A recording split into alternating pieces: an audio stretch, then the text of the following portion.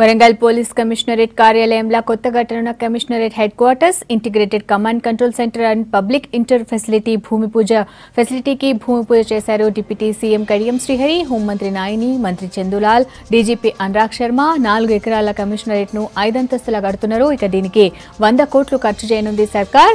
ఇప్పటికే ఈ ఏడాది బడ్జెట్లో 50 కోట్లు విడుదల చేసింది.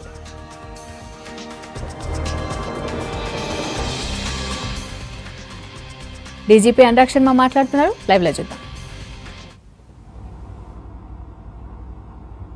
జియోగ్రఫికల్ గా చూస్తే కూడా ఈ కమిషనరేట్ చాలా పెద్దది. ఎందుకంటే ఇంతకు ముందు ఉన్న వరంగల్ జిల్లా దాదాపు మొత్తం దీంట్లోనే ఇప్పుడు కవర్ అయింది. ఇంతకుముందు వరంగల్ అర్బన్, తర్వాత వరంగల్ రూరల్ జిల్లా ఉండే, వరంగల్ అర్బన్ ని కన్వర్ట్ చేసుకుని కమిషనరేట్ గా చేసినాం. కానీ ఇప్పుడు వరంగల్ రూరల్ జిల్లా కూడా, తర్వాత జనగాం జిల్లా కూడా దీంట్లోనే మర్జ్ చేసేసి ఒక పెద్ద కమిషనరేట్ చేయడం జరిగింది.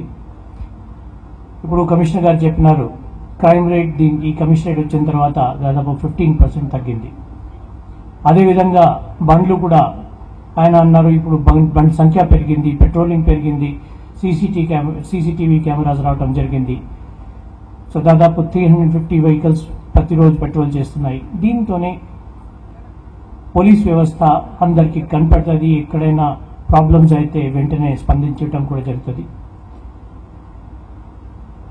అంత పెద్ద కమిషనరేట్ ఉంటే, సిబ్బంది ఉంటే దీనికి ఒక బిల్డింగ్ కూడా మంచిగానే ఉండాలి.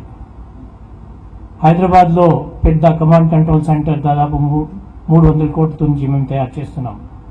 అదేవిధంగా వరంగల్లో కూడా ఒక ఐకానిక్ బిల్డింగ్ కమిషనరేట్ గా ఉండాలి. దీంతోనే కమిషనర్ ఆఫీస్ తర్వాత integrated command and control centre ఉండాలి అని భావించుకొని ఈ పెద్ద ప్రాజెక్ట్ తయారు చేయడం జరిగింది. దీని భాగంగా ఇప్పుడు ఈ పెద్ద బిల్డింగ్ మీరు చూస్తున్నారు, దీని మోడల్ అది తయారు చేయడం జరుగుతుంది. దీంట్లోనే ఇంటిగ్రేటెడ్ కమాండ్ కంట్రోల్ అంటే ఎక్కడైనా ఏదో ప్రాబ్లం ఉన్నా అన్ని సీసీటీవీ కెమెరాలు, అదేవిధంగా కంట్రోల్ రూమ్, మిగిలిన అన్ని సౌకర్యాలు ఇక్కడ ఉంటాయి. తర్వాత సిపి, కమిషనర్ ఆఫ్ పోలీస్ కూడా దీంతోనే కూర్చుంటారు. సో అందుకే ఇంటిగ్రేటెడ్ బిల్డింగ్ గా ఒక తయారు చేయడం జరుగుతుంది. దీంట్లో ఒకసారి వచ్చిన తర్వాత ఈ బిల్డింగ్ చాలా ఉపయోగపడుతుంది అని నేను ఆశిస్తున్నాను.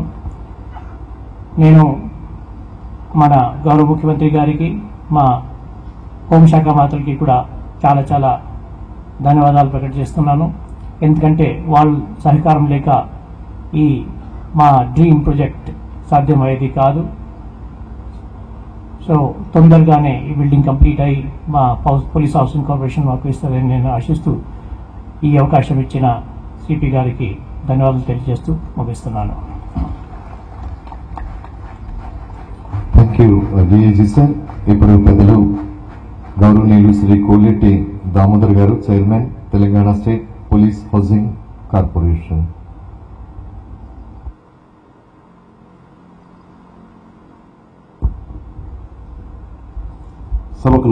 సభకు నమస్కారం.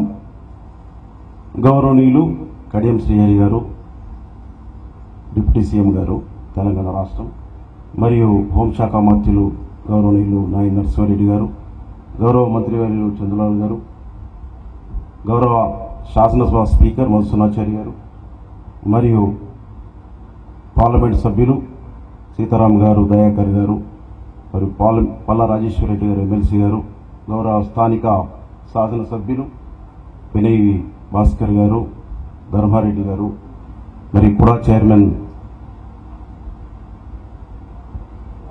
యాదవ్ రెడ్డి గారు, మరియు కలెక్టర్ గారు, కమిషనర్ గారు సుధీర్ బాబు గారు,